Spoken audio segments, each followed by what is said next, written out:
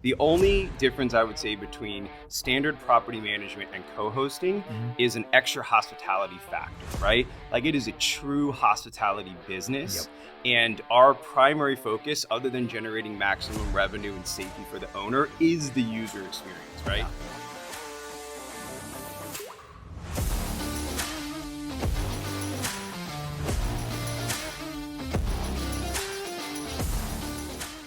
Welcome back to the CashFlow podcast. I'm your host, Jason Yoss. Today, my special guest, Evan Rundle. Evan, how you doing? I'm well. Thanks for having me, Jason. Brother, dude, I'm super excited because the fact that you are into short-term management and boutique hotels, dude, I want to dive in so much. Everything that you're doing is interesting to me. And I think there's plenty of listeners out there are going to be able to use your expertise, your inside baseball knowledge to be able to up their short-term rental game. So I want to dive in. Talk to me about Noveek, your company. Well, thanks again for having me. Yeah, man. Loved our conversation prior to getting rolling. So Noveek is a company I started not by choice, really. It was kind of it was my fallback. I was a singer-songwriter, actor in LA, and I had stayed at an Airbnb in 2014 for the first time ever. And something about that process, I was like, oh, I could probably do this to make money while I'm in LA. Right. So I reach out to my host. We become friends, still friends to this day. Shout out to Gus. Nice. And almost a year to that date, from 2014 to 2015, I drove across the country, had nothing to my name, maybe 20 grand in savings, slept in someone's guest room in the middle of a city I'd never been to, no job, no connections, no family, no career. And it was the greatest decision I ever made. And I was going broke, audition after audition, failure. And I was okay. I was getting small stuff, but I go from big fish, small pond to big fish, the biggest pond, small fish, biggest pond. And I reach out to Gus and I'm like, hey man, I don't want to have to move back home. Teach me, tell me, what do I have to do? He's like, hey, my roommate just moved out. If you move in next week and come work with me, I'll teach you everything. Love it. Move in. And we went all in, man. He was an early adapter. This is 2015, before people knew what it was. Well before the whole world is like, oh, I'm buying rental property as short-term rental. If you had told somebody that in 2014, there's no way. They're like, what do you mean you're going to buy rental property for that? Well, even my parents. So I come from lawyers who then divorced and remarried lawyers. So I have 4 lawyers for parents. Awesome. And when I told them this, they're like, what are you talking about? The liability on that, son, is a little bit high. Yeah, exactly. But yeah, man, like I think right place, right time, luck favors the prepared. I was hungry. I'd burned my boats. I had nothing to lose. And I went all in. And I had seen him do it. I think sometimes you need a model in life to see the success. And also to your point earlier, I also saw the bad part of it too. And I made that decision like, yeah, I can deal with the bad. Let me go for the upside. Right. And so the bad was cleaning toilets, building furniture, doing check-ins at 2 a.m. when people were coming from international. Right. Remember, this is before the lock boxes were done. This is before auto messaging, auto pricing. We literally had no template for this. Yeah. And there were some people hosting in 2015, but not a lot. And in leases, they didn't even have the word Airbnb in them yet. This was an unproved model. So got in early. And back then, you could 3, 4, 5x the rent on a rental arbitrage unit. Absolutely. And it could be nothing. I mean, iPhone photos, IKEA furniture, no decor, and you're doing 4x the rent. That was it. It was the Wild West back then. And again, coming from my long-term rental background, it was. I remember first hearing that and what you just talked about. Check-ins. Yeah, there was no electronic lockbox back in the day. Yeah. Photos, people were just throwing out whatever. And so, what a way to break in. So, and first of all, burn the boats. I love that phrase because too many people don't go all in. They don't really pursue their passion that manner. And then the end product kind of, it shows. It shows they weren't totally committed. So, all right. So talk to me about, before we dive into rental arbitrage, which is huge, mentorship. Was it just Gus or did anybody else really help show you that you can get this done? Such a great question. So again, love Gus, but he stopped around 8 units. And respect to him, the mistake he made is he didn't delegate and scale and hire. Okay. I remember around 4 or 5 units, I had to make a decision because I was still acting, doing music at the time. Right. And I was like, listen, I either have to go all into this thing or have to sell it. And I went all in and I hired my first cleaner. Okay. Which sounds crazy today. If you're like, dude, you were cleaning your Airbnb. That's such an obvious mistake now. Right. But in hindsight, there was no Turno, there was no systems, there was no marketplace, there was no Facebook groups, there was no YouTube videos. So you just had to figure it out. And I remember getting to 8 doors and then getting a manager. And that's when everything changed. And I sacrificed all that revenue to reinvest into the company and into infrastructure and into systems and people. Right. And then I bought my freedom back. I bought my time back, which then allowed me to scale even more. Yep. And then I saw another guy doing it at scale. This guy had 30 units. And he's no longer doing it, and he got into some trouble, but he was also a trailblazer, and he had an office in downtown LA. He had flat screens going up his wall with all his check-ins, all his checkouts. Wow. He had people with headsets like it was a freaking office, and I was like, wow, this is actually a business that I can scale. It's a business. That's right. It's a business. It isn't I'm doing this on the side. That's right. This isn't I'm just trying to get a room in my house rented. Like I am running a rental business. You got it. Yep. And that was probably still only around 2016, 2017. Wow, huge. And then we went from, like I said, about 20, 30 grand was my initial capital, probably more like 20 grand rental arbitrage, into 10 million in revenue in 4 years. I love it. No partners. I had like, dude, it was wild. I love it. And this is, let's just talk about one of the specifics that you brought up, because it is no longer as easy, but it's how I first found out about, this is how you really do Airbnb rental arbitrage. Yeah. Tell me what that means. Tell our audience what that means and like how you use it. Sure. So if anyone was starting today, I don't know if rental arbitrage is the best way in. Yep. I'm grateful that I got it early and I got to make the money while the money was still good to get. But essentially, let's say you own a house or a multifamily building. I would come and lease that property from you and guarantee your revenue, but I'm also capping your upside, and then I go and re-rent it or sublease it or arbitrage it, and then I get access to that upside. It's good and bad. It's not necessarily great for the owner because it caps your NOI, especially if it's a commercial property, and so the value of your property can't go up with your revenue. And it's not necessarily great for me because I have to tie up all my capital in deposits, first and last month's rent, all the furniture.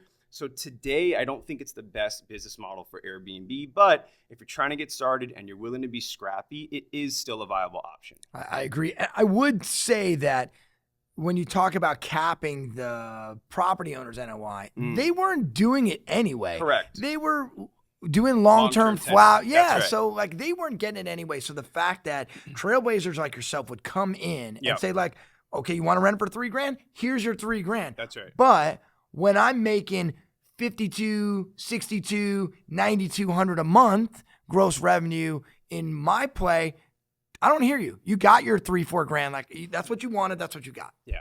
And again, I'm still doing rental arbitrage to this day. I have over 100 doors in the rental arbitrage model, and I scale it slowly, but I scale it commensurate with my co-hosting doors. Right. And today, co-hosting, I think, is the new wild, wild west.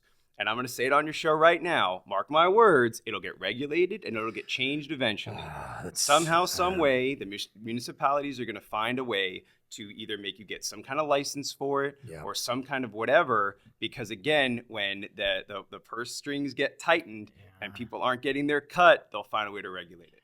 This is a good point. And we'll talk about this in a second, but the hotel industry, everybody not in my backyard people, they just crush short-term rentals in a lot of municipalities and a lot of HOAs. So, but back to rental arbitrage.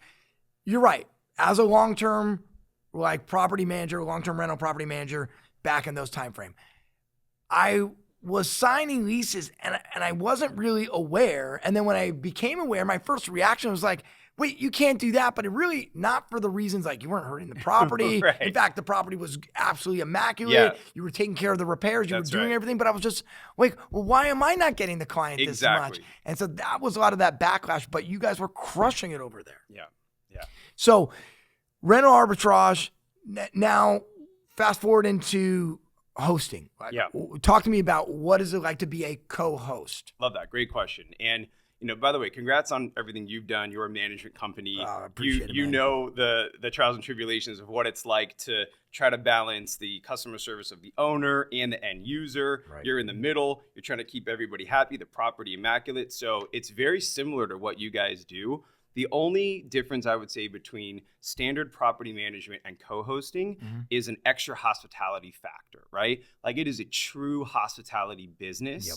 And our primary focus, other than generating maximum revenue and safety for the owner, is the user experience, right? Yeah. So we take that to an 11. What are their first 5 touch points like? Yeah. What's their first experience like? When they get to the property, is the welcome mat clean? What's the door handle like? Is it easy to open and access? What's the check-in process like? We go the extra mile. In our company, we'll actually make check-in videos. I don't know why more hosts aren't doing this. Feel free to copy this idea. I love this. We will literally POV walk you through the property. Yeah. So before you get there, you already know the layout, you know where you're parking, you know how to use everything. We put QR codes around the whole property, how to use the hot tub, where the pickleball paddles store, everything. Yeah. So that's, I'd say, the main difference. I got to be honest. When you said you changed the user experience, that is the thing that stands out the most to me because when done right, this is what it's all about. 100%. If you do it wrong, you're just another, I don't want to say slumlord, but you're just another cheap hotel that's not looking out. And so when you have a professional host, man, that experience when you fly into a new place and you're expecting the best and you get it, it's amazing. Some of the techniques, just walk me through. I know you said the POV videos. What is it that you feel you're doing that stands out, not just against your competition, John Q. homeowner who thinks he's going to do better than you, which you're not, by the way. You're not. So John Q. homeowner is actually our biggest client. Right. And one of 2 things happens with John Q. They either see our content like this and hear the things I'm about to list and say, oh, wow, I had no idea that it's these 50 things. You go do it. Yeah. Or they try it themselves. And then 6 months later, they go, all right, I either need to scale this and make this a business or I need to just work with a vendor. Right. I mean, it's all about finding what you're good at and passionate about and then delegating the rest. I'm not a roofer. I'm not a plumber. I'm not an electrician. Absolutely. I'm going to hire those vendors, but I am passionate about hospitality. Yeah. And so I think to answer your question, what sets us apart is not just doing some things, it's doing all things. So you want me to just go down the list? Just give me a couple big ones that you're like, hey, this is what makes the difference between us, a professional at Novik, and maybe you've been doing this for 1 or 2 on your own and you're not maximizing. 100%. It starts before we even get the property.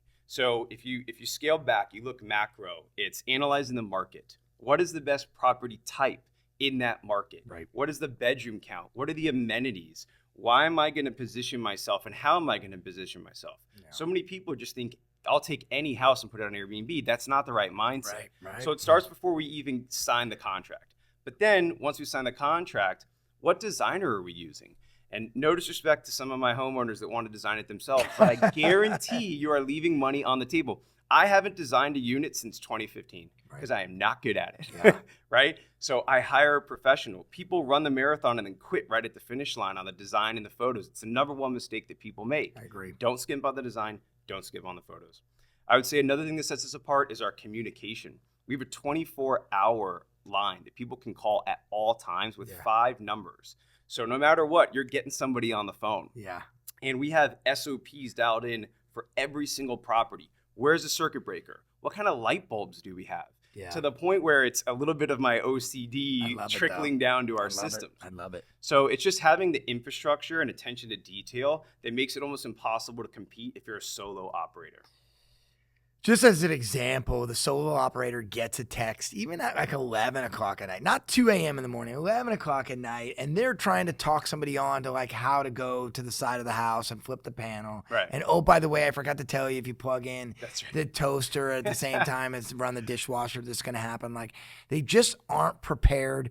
The fact that you systematized, scaled, and made business professional like the hospitality or that user experience, it's a game changer. So let's talk about, I want to kind of move us into, you got your own stuff. And so I want to talk about your real estate investment philosophy when it comes to choosing a property, and then talk about some of your good, bad, ugly deals that you've done so far. Love that. So, over a decade, I've been hitting the mouth a couple times. One was obviously by COVID, which, no one really saw coming. But at that time, I'd only done rental arbitrage. Okay. One business model in one market. So that was a good lesson learned. But then also after COVID, we saw something called revenge travel, and a ton of people that couldn't travel during COVID were now spending money, which spiked a lot of the data in a lot of the markets, right? And then those markets got flooded with new hosts, new operators who wanted a quick buck, i.e. Joshua Tree, right? I just had to sell 3 properties in Joshua Tree because they will not make what they were making in 2022, period. Unless you do a cold plunge and a sauna and a pickleball court, you're just not going to be competitive in those markets. So that was, I would say, lesson number 1. How else I look for my properties now today is barriers of entry and competition set, right? I love San Diego. I am all in on this city. Right. You want to hear some reasons?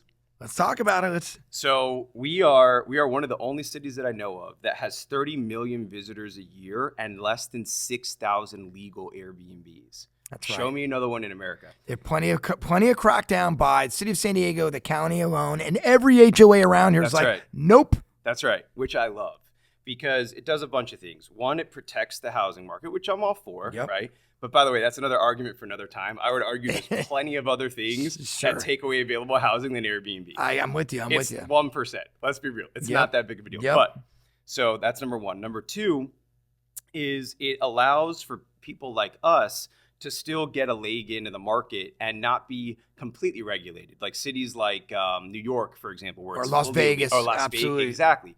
So they found, I think, what is a fair middle ground. Right. And those licenses will grow as available housing grows, which I also think is fair, right? But what is so competitive about this market is to find units that you can actually do Airbnb. Like right now, if you go on Zillow, there's not that many. We were talking about it earlier. There are 12,000 available studio hotel rooms in the downtown core. That's a lot. 12,000. There are less than 100, right around 100 units that have 3 bedrooms or more. Huge. So it's not just the regulation, it's also the construction type. And think about it. We got a flight path, so we're limited to 50 stories in downtown. We're surrounded by water. We've got a ton of historic buildings. We have a huge park to the north. We've got Mexico to the south, Camp Pendleton. So we've created this kind of like island. And the value of the dirt is going to stay valuable for the foreseeable future unless, someone launches a missile at us. They're not making much more beach either, so. Exactly. So for all those reasons, I think San Diego is still within the gold rush of Airbnb. I love that synopsis and breakdown with stats, data, and it isn't just about like, oh, it's sunny here. Like, yes, it's great climate. On top of all that, the biggest stat is the 12,000, studio type hotels and 100 or less than 100, three unit or more, 3 bedroom or more spaces. If you want to travel with a group, with a family, if you have your business, sending a team over, like it makes more sense to get a larger type property. How are you tackling that? Great question. So if you think back to what I said about revenge travel, the other thing that got proved during that time was group travel. Okay. We couldn't leave the country. So everybody was taking these staycations and they were saying, hey guys, let's all pitch in and let's get a house. And let's go for 2 weeks. So what we've noticed is the more that you can differentiate yourself from hotels, the more successful your short-term rental is going to be. So we want these 3, 4, 5, 6, 7 bedroom accommodations, and we want to stack them with amenities: Instagram walls, hot tubs, pergolas, saunas, cold plunges. Instagram walls. You need an Instagram wall. Oh, I didn't even think about that. That's awesome. Because that's where they're going to do the marketing for you, and then you have your own Instagram page, and then now you have these influencers pushing you out. That's a huge tidbit here. Huge one. That's a big one. I never even thought about that. An Instagram wall. An Instagram wall. And what does it cost? A couple $100? I mean, look at this amazing studio you have here. That essentially is your Instagram wall right behind you. Yeah, no, I think that's a fabulous idea. And again, dropping dimes, having for people out there who can learn and want to do their own short-term rental. Let's talk about some wins. Let's talk about deals that you've been working on. I know you've got a couple. Which ones do you want to share? Walk me through like where you got it, how you got it, and the process to make it successful. So I think it's a good pivot to the Dalton, right? You want to talk Dalton? Let's talk Dalton. I love this one, by the way. So you asked me, how am I getting these 3, 4, 5 bedrooms? Right. I'm creating them. Okay. So it's, if you don't see it, you got to make it. Okay. So we're partnering with developers, we're Right. partnering with syndicators, we're partnering with other people that have funds that are raising money for this. And what we're doing is we're looking at these old office buildings that are just sitting there. Right. I can't remember what the rate is, but it's something like over 30%. Fact check me on this, of offices vacant right now. Yes. And these owners are hemorrhaging money. They haven't gotten rent checks in 5 years. Yeah. So why not approach these owners, right? Try to get some seller financing, come up with some creative strategies, which we've done on the Dalton. Yep. And then activate these spaces in their highest and best use, which in downtown is tourism. Yeah, it is. Right? There's plenty of multifam. We got towers going up all the time, Yep. but we need accommodations for these 30 million visitors a year. So I bought these 2 buildings right on 5th and Broadway. Beautiful location, by the way. Dude, thank you. I got so lucky with this. Counting. Dude, You want to hear something crazy? They announced the walking promenade 3 months after I bought these buildings. Amazing. The owner was like, cancel escrow. So, so right place, right time again, prepared, luck favors the prepared. And we're essentially taking these 2 beautiful, iconic, historic buildings and turning them into 6 Airbnbs. Yeah. And each Airbnb is going to be 4 to 6 bedrooms. So now we can accommodate the 12 to 14 guests, the families, the bachelorette parties, and they have walkability to all these things. And they're going to spend a ton of money in the city. This is good for everybody. They are. And the funny thing is that you're not competing with the hotel. Exactly. You're not competing with the W or any of that. You got it. You have your own niche market that has very little competition and a huge need. By the way, walking downtown, you said bachelorette party. I see those white veils everywhere down there on a Saturday and Sunday. So you're 100% right. Now, walk me through how are you able to structure such a deal when you're creating it? It isn't already there. You can't say hey, look, this is what we're buying. It's already here. Yeah. How are you able to get your backers to say, yeah, this is a good play? So a lot of my backers are my landlords. Got it. They've seen me win in other cities and in this city. So in Fifth Ave in downtown, I happen to be the largest short-term rental host there. Nice. And so I've got over 100 doors in that market. So I have a lot of data already ready to go. Now, granted, these are bigger doors. So the investors are, they were like, wow, okay, I can see how this could transfer. So we don't have a lot of comps. So to your point, there is a bit of hey, it's working on these 2 and 3 bedrooms. Right. It'll probably definitely work on these 4 to 6 bedrooms. Got it. Then talk to me about, in addition to, there's always challenging in raising money and getting the financing, whether it be pro forma or, hey, look at what I've performed in the past. What about challenges just in general? The city is still the city. Doing what you want to do. Have they been nice, easy to play with? I know they're doing their job as well. But talk to me through those challenges. I think that ignorance can be bliss a lot. Right. I think that hindsight's 20/20, and looking back, I don't know if I would have done this exact same deal again. I'm glad that I have, but man, the learning curve was steep. So first of all, you have to deal with historic. They even regulate what colors we can paint the front of this thing, right? How high can the railing be? What's the material the railing can be made out of? The egress, the ingress, fire life safety, ADA, which again, I'm glad all those things exist. Yes. But it has been a slugfest. And we finally got our permits in, I think, December of last year. So it took us years to get the pre-development part of it done. What is the long-term goal here as we move into finalizing the project?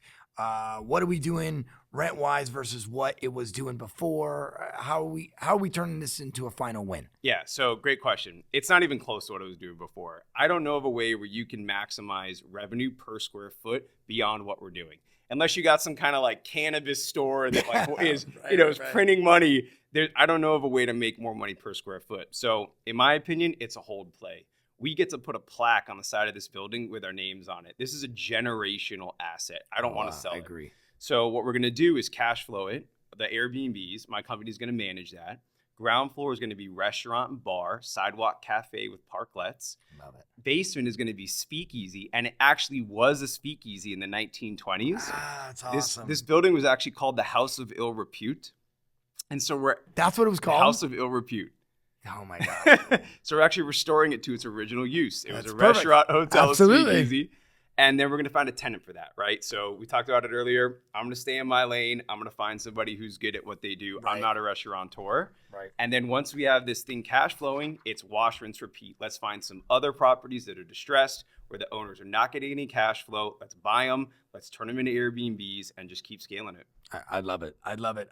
With only a couple minutes left here, I want to get your feedback, especially for those who are trying to do what you're doing in terms of, okay, is moving forward, are we going to be more regulated or are we going to be less regulated? And what's the one piece of advice for the real estate investment entrepreneur who wants to be in this lane? Yeah, great question. For the real estate investment entrepreneur. So really there's a couple different vehicles. One, if let's say you don't have a lot of money, but you want to get in the game. Got it. I would say you pool it with other people and you do some syndications, right?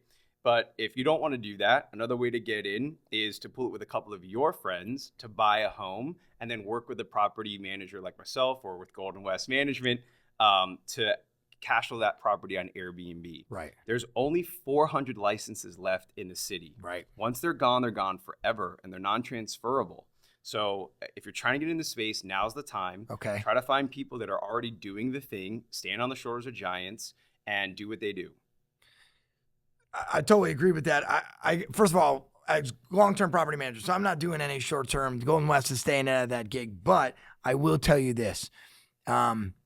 This feedback is so important for the short-term space because too many jokers are out there not doing it right. Mm-hmm. With the little bit amount of time I have left, what's your next project? 30 seconds left. What's your next project, and how can we find you?